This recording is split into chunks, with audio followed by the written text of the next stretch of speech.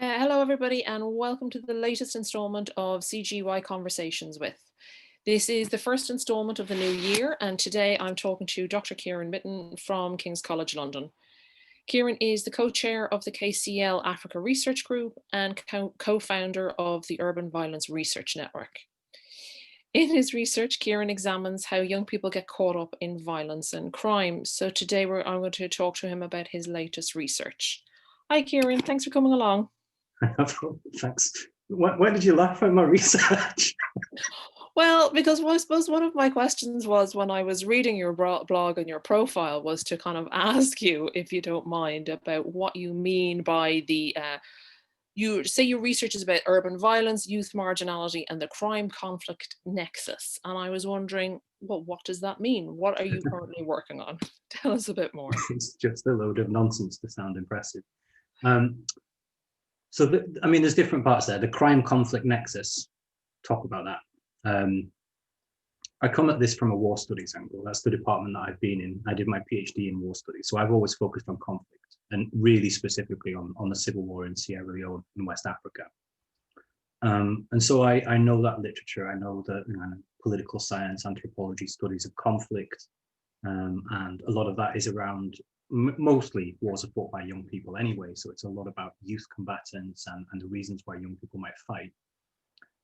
And what I found is there is a lot of, there's two ways that's increasingly moved towards studies of crime in places that aren't necessarily situations of conflict.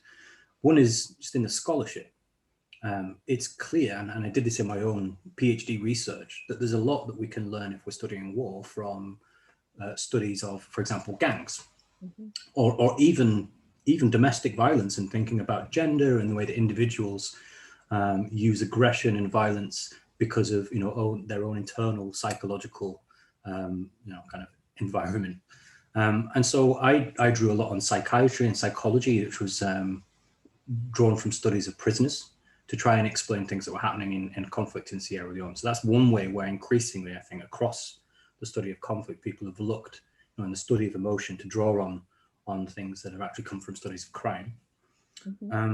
But then you have, Mexico is a very good example. You have situations where you have armed actors who aren't taking part in a civil war, but the level and intensity of violence is so high, the degree of organization and sophistication is so high, the number of deaths, fatalities, that it starts to look very similar to a conflict, and it's hard to know where the lines are drawn. Like it blurs the difference. And so there's been a convergence of people who are studying crime and conflict around places like Mexico, but I mean, many other parts of the world where you have rising gang violence or urban violence. And by urban violence, so that's a part of the question you asked. I mean, in the broadest terms, it is really just talking about violence in cities, in large settlements. But there is an idea that there's something specific about the urban dynamic, where you might have, if we're talking about war studies, people would be particularly interested in the kind of Stalingrad style conflicts that can take place. Syria has been a really good example of where the urban environment has really shaped modern conflict, because most conflict now is likely to take place in urban settings. It's a different kind of war. It's fought very differently than in other contexts. It's more difficult to avoid, for example, the killing of civilians is more likely to have the use of siege tactics. So you have the different kinds of humanitarian crises that come out of urban war. And then if we're talking about possible links between crime and growing cities, then you have concern over, for example, in Brazil, narcotics gangs running whole favelas, or in Cape Town, where I've done research, you have gangs who are controlling neighborhoods and again dealing in the drugs trade. And these are all very urban situations where you have large populations who are the users of drugs, who are involved in the trade, and you have a lot of young people in those populations. So anyway, it's quite a long answer to your question, but essentially I'm interested in this. I'm interested in this meeting point between what I've known from war studies and what's happening in the other literature from criminology, for example. And I'm interested in where those lines are blurred and where the distinction might not matter too much on the ground to the people involved. We're talking about very similar themes, whether it's crime or it's conflict, the reasons people are involved and the outcomes are very similar. So you can kind of think about gangs as being armies, and also almost like little governments that kind of run towns or urban areas? You can. I mean, this is the interesting thing is to ask those questions. To what extent should you, though? I mean, there are important differences. Um, I mean, I studied a rebel group in Sierra Leone, and I've also studied the contemporary gangs, and they are different. Hmm. Even though in the gangs, they will, in Sierra Leone, in Freetown, they'll call themselves captains and street soldiers and generals, and they have those ranks, and they operate with violence and with a command structure. They even, to some extent, control territory. Hmm. So they do see themselves as governors. They call themselves governors all the time. But it's a different context to war, right? So there's no end point for these guys. It's a day-to-day life. It's getting by, usually in Sierra Leone and the communities that they're from. And it's a way of surviving, or it's a way of trying to escape poverty. Hmm. During the conflict in that country, even at the worst point, most of those involved had an idea at some point the war would end, things would be over, and then there would be a return to normal life. Hmm. But this is normal life in the gangs. Hmm. And then there's an argument, like within the war, people had political goals, explicitly trying to fight over a change of government, or at least an objective that was clear about capturing a certain area. The gangs don't necessarily have an overall objective beyond survival and people just trying to kind of get by from day to day. Hmm. So they use the same kind of iconography of a militarized group. And there are similarities in how they might govern and control territory. And this is true for the more extreme versions, like in Rio or in Mexico, where they are really involved in governance. But at the same time, they're not necessarily political actors in the same way that you would get in a conflict from a military group. So this is largely a young person's game, you're saying, the kind of the gangs that are growing up, or even more to the point, a young man's game. Yeah. Yeah. I mean, globally, you can make, obviously, we always have to be very careful about the sensitivity to context, but you can make some pretty big generalizations that hold true in most places. It is mostly a young man's game. There are, young women that are also involved in gangs, and not always as the kind of as partners, as girlfriends, or as family members. Often, there are girl gangs, Hmm. but they are a minority in most places. It's predominantly a young man's game, and I can't remember the exact statistics, but generally it's around the age of 25 that you see people aging out of gangs around the world.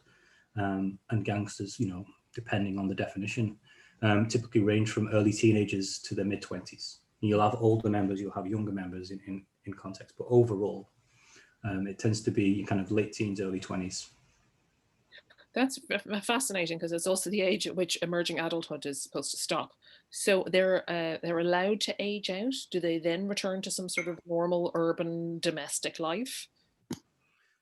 And it depends on context, right? But to give you the specific examples of where I've worked, in Cape Town, when I was speaking, I was interviewing these high school students. These were 18, 17-year-olds on one of the rare days when they decided to turn up to school, because most of the time they were playing truant. And these were young boys. I was also interviewing young girls, so the same age, same community, and the girls were completely different.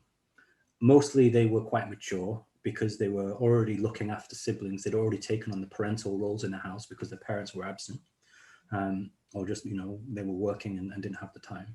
And the girls were, saying to me and then saying to these boys are really silly, they're really stupid because they're getting involved in gangs, and they're all going to get shot or they're going to get arrested.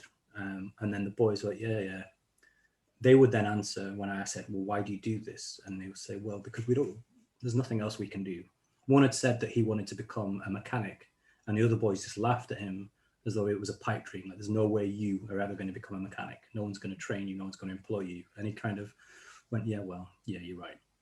And then I asked them, like, what do you hope for the future? And they didn't really have those kinds of hopes because they did expect that things wouldn't go well for them, but they wanted to have money to buy the trainers, they wanted to buy the clothes they wanted to buy in the short term. Long term thinking, they weren't thinking about that, and they didn't think there was a way out of this lifestyle. You talk to some of the older gang members, some of them even have gotten out, and they talk about that perception being part of the problem, that when you are in it, you don't believe you can escape. Mm-hmm. It's a pervasive environment where everybody is telling you what you can and cannot do. And there don't seem to be any real ways out. Not everybody has, a program, an intervention that's available to give them training. Not everyone has a supportive family or can even, go to school. And without those things, people can feel hopeless. Mm-hmm.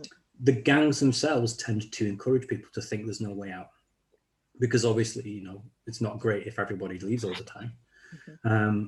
And then there is a practical challenge of leaving.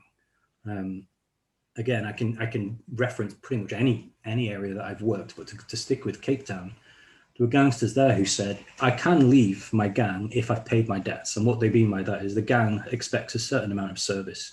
You do a certain number of things for the gang. If you've shown that you're loyal, you've got a degree of seniority and respect, they'll say, yeah, sure, if you want to leave, you can leave, you're free. Mm-hmm. They've got tattoos, they've got a reputation. Even when they've left the gang, people don't necessarily believe they've left. If they are in another neighborhood where a rival gang operates, they'll probably get shot. If they go for a job interview, they'll still be considered a gangster. Many of them said they lie about the areas that they come from, and they lie about their backgrounds in job interviews to try and get jobs. If they go to prison, they have to join a gang to survive, so they have to go back in.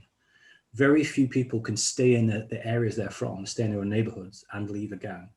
And if you do, you've got to do something like become a church leader or an imam, or you've got to become the head of an NGO, and everyone's got to visibly see that you've left.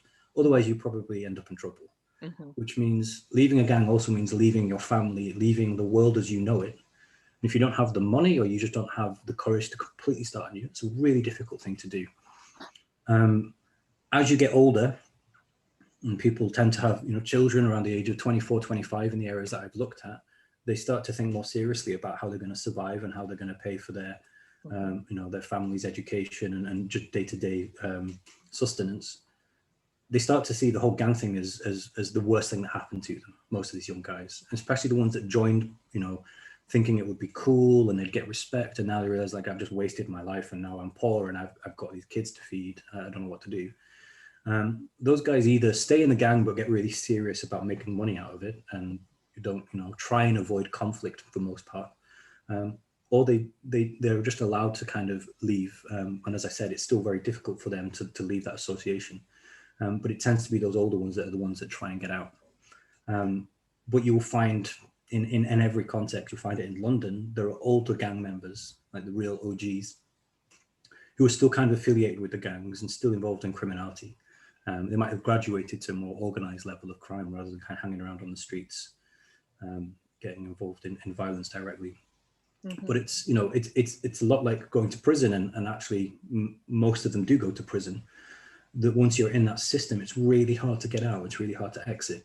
Mm-hmm. It seems almost designed to keep you trapped inside it. And most gangsters I've interviewed have strongly conveyed a sense of being trapped, even if it was their own fault. Mm-hmm.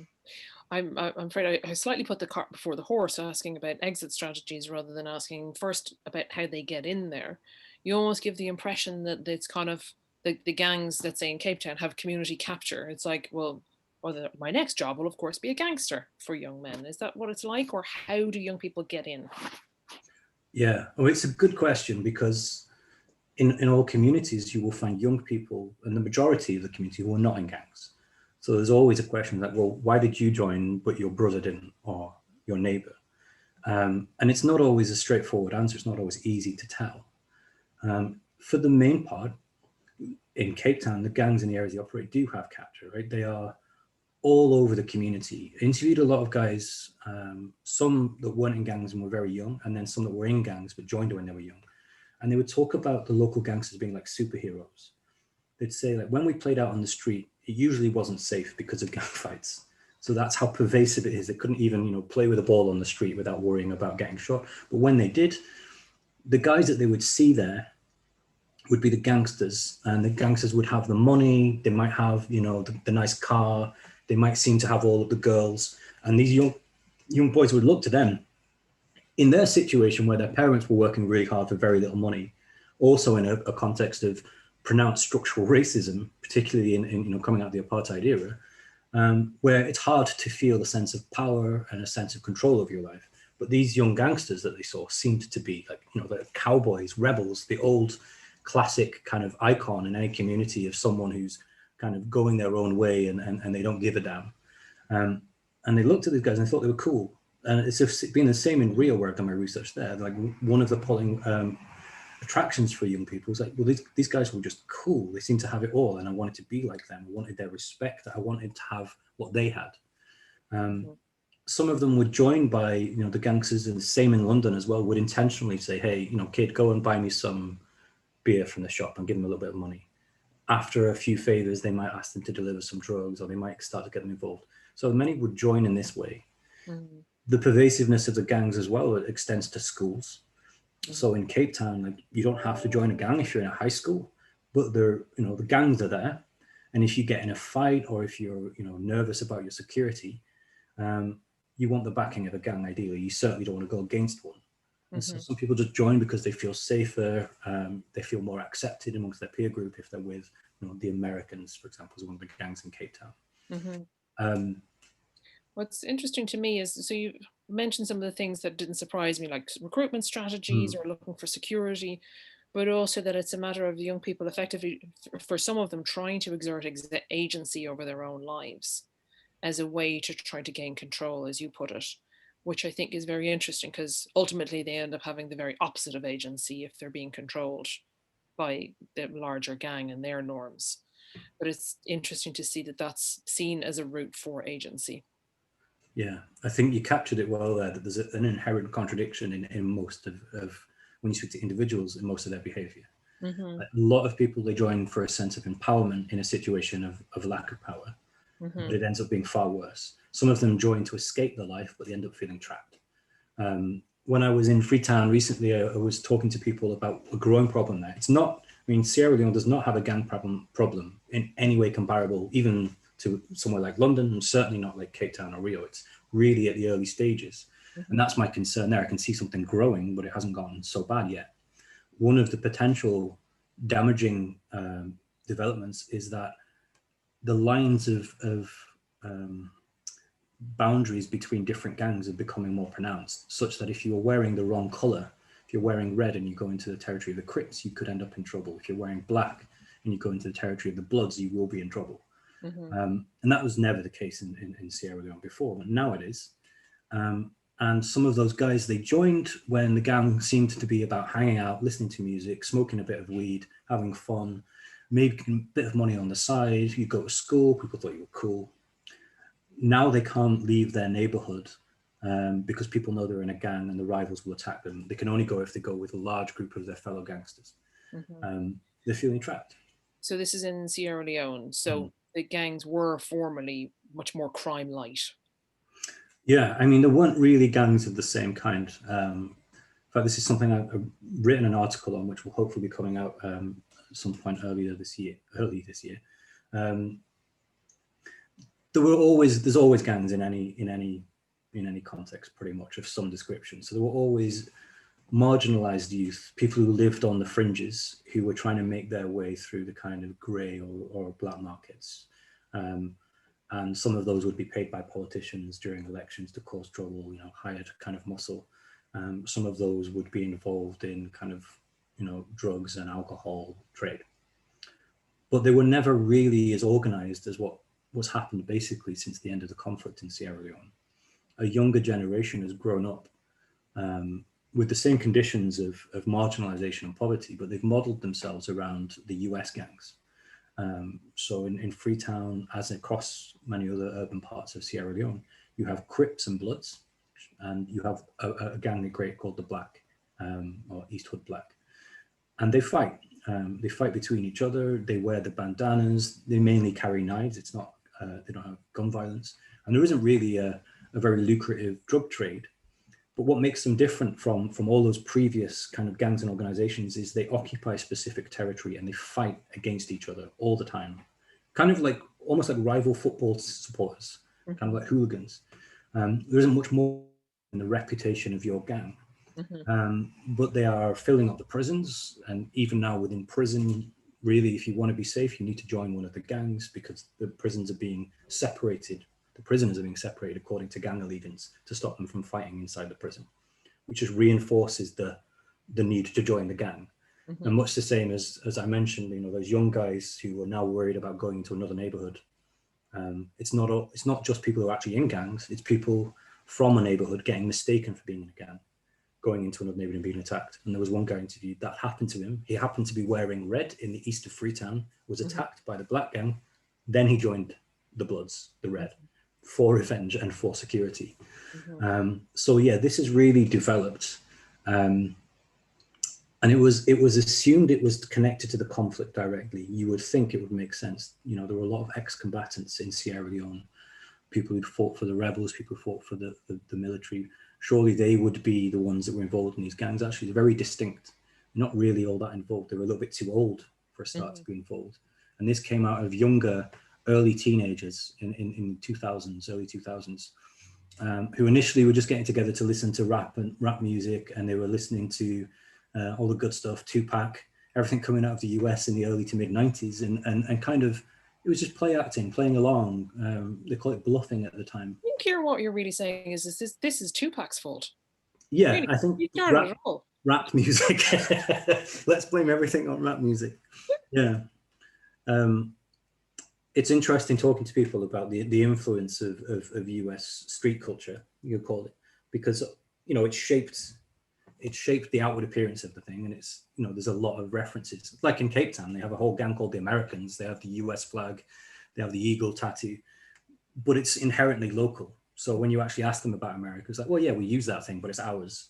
And there's also like local musicians, and it's always about the local conditions. And in fact, when I was chatting to the guys in Cape Town, they thought I was a bit weird for asking about the actual America when talking to the Americans about why they got the US flag in the background. So nothing to do with that. So yeah, I mean, it's something that suggests there's a global element to this, and there certainly is a global visual culture that people draw on when representing themselves as outsiders, as gangsters, as rebels. But also there's like these inherently local translations of that culture and local conditions, which mean actually a gang in Freetown is a very different thing to a gang in London or in Cape Town or in Guatemala. But it also suggests, from what you're saying, it seems to me that there's a different motivation for being in this gang. So it's not necessarily for financial survival or financial resources, but rather as there's something else missing, whether it's a civic connection or community in a different way. They're flocking to the gangs for different reasons. Do you know why that is? Well, I'd say it's all like there's multiple reasons, right? So there are lots of people in all of the places I've gone to who would cite financial need or poverty as a key reason why they joined a gang. And it's true that in Freetown, many of those guys said, like, I might have joined the gang initially for protection, or I joined it because I needed to make money on the streets. I was homeless, and this was the only way I could do it. And those people are still, generally speaking, the different levels of poverty, but some of them are really, really dependent on stealing to survive. And their neighborhood, in their community, people are also really poor, and they judge them for that. But even the neighborhood will say, well, yeah, it's like there are other ways to make money, but that is why they're doing it. Even though we think they shouldn't do it, these are survival gangs in some respects. These are, it's a subsistence living some of them are making. At the same time, there was a guy interviewed in Cape Town who was he was a leader on the streets. He was a street captain, and I was interviewing the guys in his crew, and then he came out and he was like, so what have they been telling you? I bet they've all told you that they joined because of they're all poor, or because the government treats them badly. And he was like a bit sneering. And I was like, well, yeah, they did actually say that. I was like, yeah, ignore it, it's a lie. And what do you mean? And he said, I myself was brought up by my mother, and she was brilliant and had a really nice upbringing. And he pointed to a neighborhood that wasn't too far away from us. He said, I grew up over there, comparatively a wealthier neighborhood. So I had a really good upbringing, but I still joined a gang. And I said, why did you join? And then he kind of gave the same answer about them being cool. He's just like, I just wanted to be with the cool kids. Like all teenagers, particularly young teenage males at a certain point, they want to do the things that might make them popular or seem cool or a little bit rebellious. Unfortunately, the distinction between what I might have done at that age and him is very based around the context. He can actually join a gang and get into serious trouble, and I couldn't.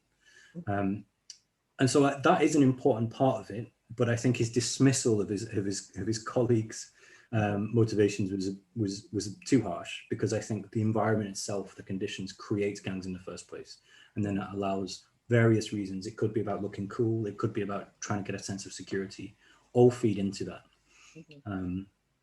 But I have given a special focus to how people will seek respect or seek a sense of self-esteem from joining a gang. And I think that does reflect either a disconnection from wider society, and that's what marginalization, I often kind of mean it in those terms, being cut off or being pushed aside by what they would consider the mainstream. Or it just reflects that they rarely see viable alternative avenues for achieving that. Once they've gone past a certain point, they don't see finishing school and getting a job as in any way realistic. But they could be a guy that people fear on the streets, and that's good enough, or it's the best they can get. So you have conducted research on this in Rio, Cape Town, Sierra Leone, and London. So what are the kind of, and you said that everything is kind of context specific for really understanding how gangs flourish in areas. So what do you see as the key differences, or some of the key differences that you'd find between these 4 cases? I mean, a lot of it is a difference of scale, as I mentioned before, right? In Freetown, it's still pretty easy to come and go from gangs. You can get trapped in, and many have said, often that's a perception issue rather than a reality, but you can get trapped into gangs. And you're not likely to be shot with guns. It's at a low level of intensity, and it's in its first generation. It's the first kind of generation to create this thing and to live through it. You contrast that with Cape Town. It's generations into a severe and pronounced gang problem that has affected families across large swathes of the city, but particularly the Cape Flats area. And it's in everything. It's in schools, it's in politics, it's in the economy, it's in the social interactions. There is a pronounced drug problem. You don't have that in Freetown. There is no major narcotics trade, of cocaine at least. There's use of other drugs, but they're not lucrative. People that have the money to spend. Cape Town, there's money to be made out of a global drug trade, and it's connected to global organized crime, even on the street level. And so it's a very different kind of, driver behind violence, a different intensity of violence in Cape Town, and then the same in Rio, but at arguably a whole other level. If I would go into Freetown now, I can go and I can speak to the community, and they'll say, where are the gangs? And they'll point me to them, or I'll go to the gangs and we'll sit around in their little hangout and they'll talk about things. But they'll probably have friends in the police, and sometimes the police officers are there also smoking a bit of weed, and there's conversations between them. Going to Rio, well, I did go in Complexo de Mare, a large favela, and to even get access, you have to go in with someone that they know. I had to go in with a taxi driver that was from the community. You have to wind the windows down so they can see where your hands are. You're not reaching for a weapon or anything else. And at the entrance, on both sides of the entrance, were 2 probably teenagers with massive machine guns pointing them at the car and then waving us through. And then throughout the whole community, on rooftops, on motorbikes going around the streets, there were guys with machine guns everywhere. There were tables set out like market stalls with cocaine for sale. Completely different kind of context. They are actually running a state within a state. And armed violence is a fact of everyday life, and there are regular shootings. For the community, often the danger is getting caught in crossfire when police operations take place, when the police and a very militarized police come in.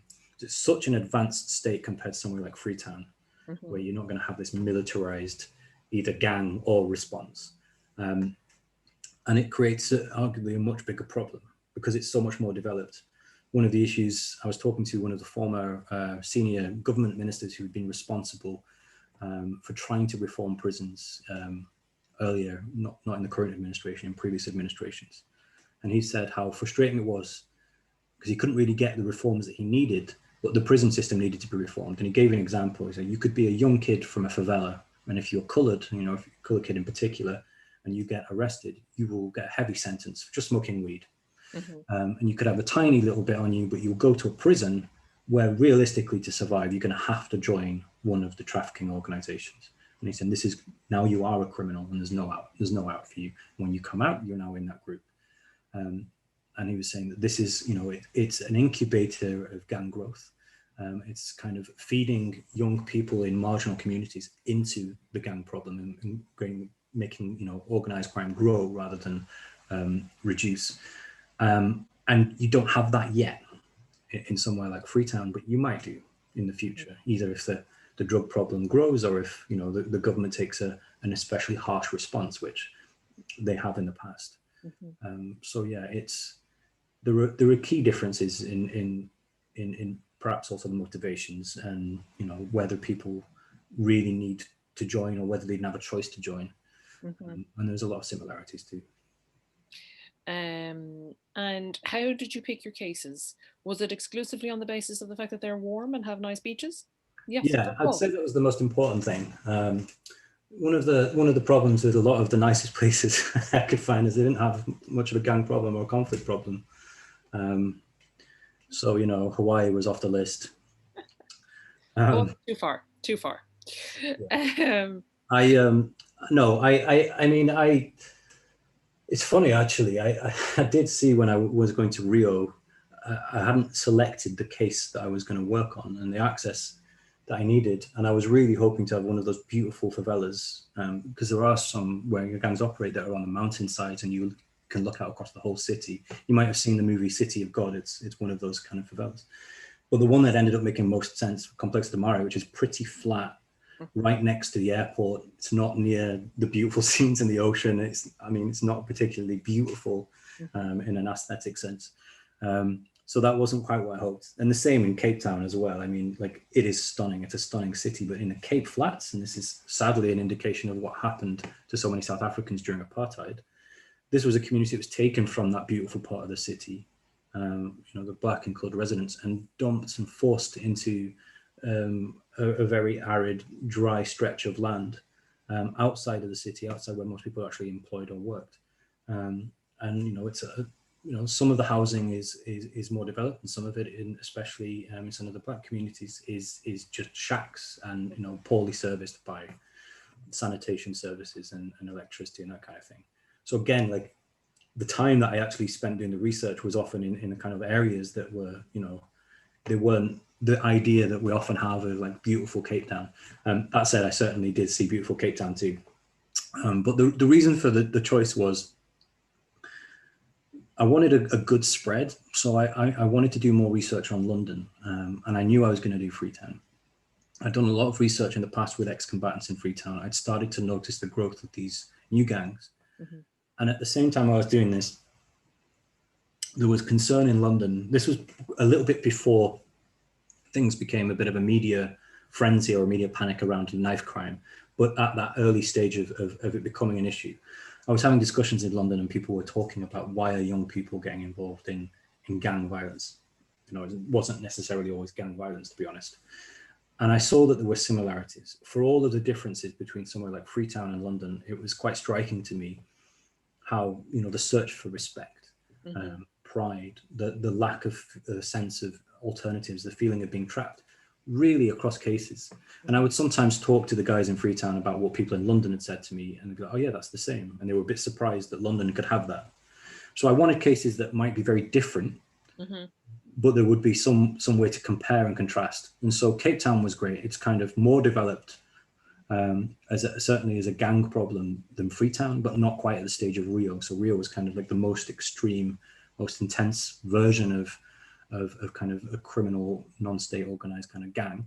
And then London was probably, London and Freetown right at the bottom there, but obviously two very different contexts. London has a lot of resources to be able to address this problem, and it's a different kind of context than Freetown, which was, it wasn't that, it was 10 years ago that the conflict ended, and the country has been recovering from that.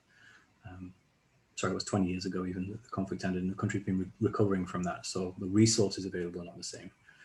And yet, in my research, I was interviewing in Freetown, police from London, Met police who'd been sent to work in an international team to try and advise Sierra Leone's police. So it was really interesting talking to them, what do you know about dealing with gangs and youth that you can share with the Sierra Leoneans? Because what's going on in London suggests we might not know enough. And some really interesting things came out of comparing these cases. Yeah. So you sort of touched upon this a little bit when you talked about what happened in Rio when you were, how you got access to the gangs. But in general, how did you go about accessing gangsters and talking to and researching gangsters when often they're quite closed communities and they were usually non-white contexts? And well, let's face it, you're quite white. Did your Yeah. outside status help? Yeah, I think it does help sometimes, actually, being an outsider. So I think there are different types of research you can do, and different researchers, different identities. You might be a local researcher, someone based in the neighborhood you're researching, you have a completely different kind of access. But to outsiders, it's a bit of a fallacy if you ever imagine you're going to become an accepted insider. Occasionally you might read something from a kind of an ethnography where you get the sense the researcher imagines that they're like, I'm basically just in a gang now. Like, come on, you'll always be an outsider, and that's fine. There is value to being an outsider in that people understand that you don't know stuff, and so they can share that with you. They can teach you about their lives, but also you might be seen as slightly more neutral in some respects. So for me to go into Freetown and I can talk to the police, I can also talk to the gangs, and they know, I'm a white guy from the UK. They know that I'm not necessarily involved in the local politics in a direct way, so maybe they can tell me some things. But there are, of course, as you would expect, barriers too. Certainly, issues of trusting outsiders can, relate to concern over staying alive. If I had ill-advisedly tried to go into a favela and interview people, if the gangs or other people in the community didn't know why I was interviewing those people, they might think that those people have given me intelligence to go and give to the police or the government. And so those gangsters could have been killed. Mm-hmm. But I probably wouldn't have even been able to get into the favela. Unfortunately, while I was doing some of my field work, there was a tourist who'd been given the wrong directions, went into a favela without invitation, was shot at the front by the guys with machine guns because they didn't know who she was, and she was a white outsider, so they killed her. Mm-hmm. And so the access that I got was all about, first of all, permission. I think you need to speak to the people that you need to make sure you have the permission of to operate in a neighborhood. Sometimes that's a combination of the non-state groups, the gang leaders. I mean, certainly because I want to interview them anyway, but it can also be elders in the community, or it could be a political figure who, if they just give you their blessing, doors are going to open and no one's going to really mess with you. Mm-hmm. But you have to do it in the right way. You don't want to be associated with too much of a high-level person that then everyone's going to just tell you what they think that person wants you to hear. Mm-hmm. I think the other important thing is honesty. So I would go in and I would be like, look, here's what I'm trying to do. This is what my research is about. This is what I do. And I would always have this thing of saying, I think that the way that gangs are talked about in Rio or in Cape Town or in Sierra Leone is this way. And I think there's some good research and there's truth to some of these things, but we don't often hear enough directly from you, the gangsters, or you, the community. And that's all I want to hear. And then I would explain to them, what's the purpose of the research? And I would often, play down the likelihood that it's going to help them that much. I'd be like, I would love to say that what I do is going to result in, a policy recommendation or a book that's going to transform your lives, but it probably won't. All I can do is, if there's something you want people to hear about, I'm going to try and put that into the work that I produce. It's an opportunity for you to tell me if you think people are reporting on you and getting things wrong, or people aren't even asking or listening. I'm trying to do something about that. Mm-hmm. I would generally find that people would be open, and actually a lot of gang researchers or people who work with gangs will tell you the same thing. It's usually the problem of trying to get them to stop talking. I'm very happy to chat. And in Rio, I was amazed at the level of candor and frankness about the stuff they got up to, what they thought of their own gang. Not very little fear about getting in trouble. So you obviously have to be very careful ethically to make sure you don't put people at risk, and that you offer a degree, particularly for some of the younger members, of taking the caution that perhaps they've thrown to the wind. Mm-hmm. But generally speaking, being there, being honest, spending time, as much time as you can. I was able to spend quite a bit of time with some of these gangs. There's a degree of trust that's built, and there's or at least they don't really care, and they're happy to tell you. And that's how I did it. And I've been fortunate that I haven't been in too many situations where things have got dangerous because of, fights with rival gangs or police operations. But that's also something you have to take into account. When I was in Rio, there were days that it wouldn't have been safe to go into Mare because there was a police operation. And in fact, it wasn't in Mare where I was closest to a gang fight. It was where I was staying.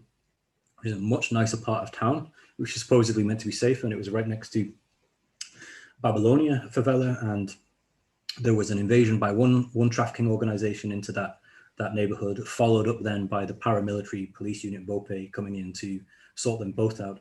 And that sounded, that was a sustained 3 hours or so of a gunfight in the early morning with bullets whizzing past the window. And I found myself lying on the floor and recording this thing because I wanted to show people back in the UK, and I played the sound of that, why some residents say it's like a war zone here. I think people don't always fully understand the intensity of that violence. So it's not always, once you've got access, you can just wander in and everything's fine, and you have white privilege. You will get shot if you get caught in the middle of this stuff. And you do have the privilege of being able to leave.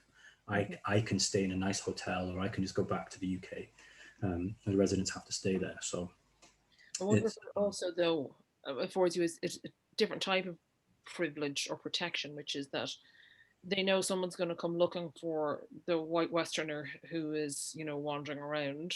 If he goes missing, there's going to be a problem. I mean, that doesn't save you from bystander, shot in a gunfight, but it means that less likely to kidnap you, maybe, but to know. I think in these contexts, I think so, yeah. I mean, I think there is a massive amount of privilege that comes with the idea that your life has more value to others, which is so sad and reflects the reality that they know it would be an incident. Within their own gang, they'll get in trouble if someone touches me. Especially because I've got the agreement of the gang leader. But the only reason I'm able to get that agreement of the gang leader is because I'm a white British guy.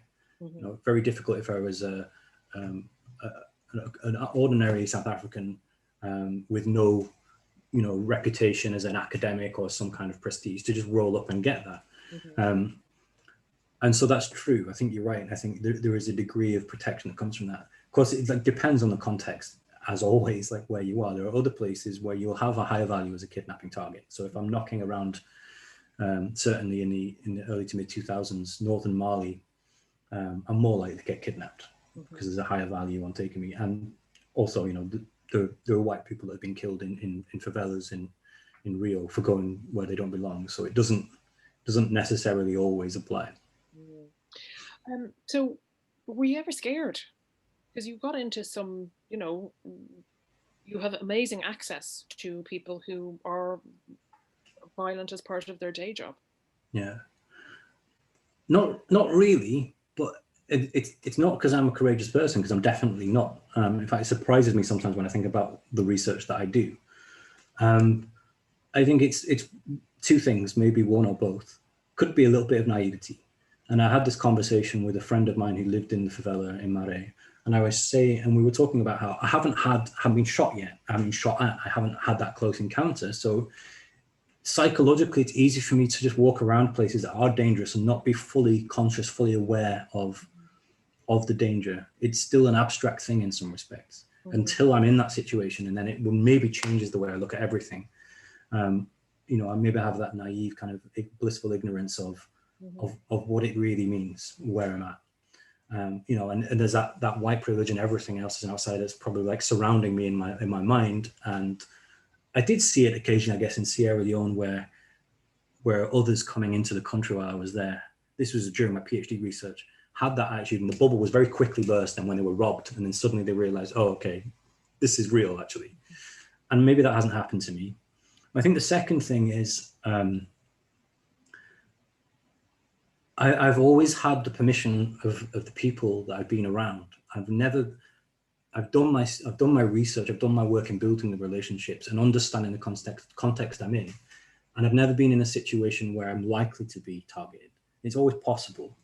But there's quite a degree of order. Say in somewhere like Mare, there's not that much petty crime. People aren't going to pickpocket you, especially if you're an outsider with permission, because the trafficking gang enforce brutal justice on that kind of thing. So I'm safe. And I know I was walking around the favela with some Brazilian people who work for an NGO, and they were quite scared. And they were saying, there was motorbikes coming down the middle of the road, and I was thinking this is brilliant. And I was, seeing what I'd come to see, and I was looking at the guys and wanting to talk to them, whereas they were quite afraid. And I think that goes back to my first thing. It's because they live with it and they've seen the worst outcome there, whereas I don't. But then I've had chats with those guys, and they've always been very friendly and opened up. So my experience has only been positive.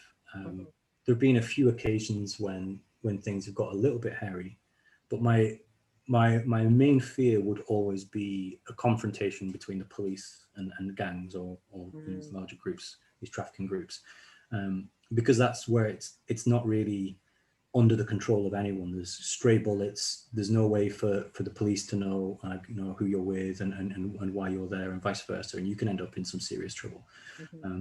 But you do your best to avoid those situations by kind of sensing out how things are before you go somewhere. So that's what you've been doing over the past couple of years. What's next? What do you think are the crucial research issues for youth violence and youth gangs that you think we should be looking at? Yeah, it's a good question. I mean, there are some broad global challenges, I suppose, that are going to shape a lot of things going forward for everyone, but particularly for youth. Two, climate change and urbanization. They're going to dominate a lot of spheres of development and security around the world. If we talk about urbanization, the scale of urbanization is going to be completely different to what we've seen so far. Like, these are the predictions, at least. In Africa and Asia, we're going to have the largest cities in the world. Already large cities like Nairobi are going to be almost incomprehensibly large. And they already have very large young populations, where the metropolitan authorities might already be under strain to provide basic services, just talking about maintaining roads, providing sewage systems, that kind of thing. If cities continue to grow and there's unplanned growth or informal settlement growth, there is a concern that young people who are already experiencing marginality will be even further marginalized. And then there's a concern about what are the knock-on effects. Does this mean that many might increasingly turn to or be forced to turn to illicit means to survive, organized crime? Now, I don't necessarily agree that that's a link. In fact, I think we are often too reductive in linking urbanization and urban growth to gangs and to criminality. Cities are actually often very positive for people's standards of living, but it's something that we need to look into further. That's where I think research could be valuable. Is there a danger of seeing greater urban insecurity and more recruitment of youth into, if not formally gangs, other kinds of like almost urban insurgencies or informal sources of urban governance? And then climate change links to this in a way, because there is, alongside the trend of people moving from rural to urban areas, there's a suspicion, and we saw this a little bit in Cape Town with the water shortage, that climate change is going to lead to things like flooding, destruction of housing, but also drought, lack of food. And again, cities, urban centers could feel some pronounced effects of severe climate change. So there's going to be a lot of research looking at how young people, I guess, are affected by that, and how it might relate or not to then turning to gangs as alternative providers of government assistance. That's both fascinating and depressing. Yeah, welcome to my world of research. That would just should be what I put on my website for the subheading of what I do. Yeah. Okay, I want to take this opportunity to say thank you for taking the time to talk to me today and to tell me all about the research that you've been doing. It really does sound fascinating, and I look forward to reading more in the future. Thanks. I look forward to hopefully writing some of it. I've got a lot of writing to do. Cheers. Cheers.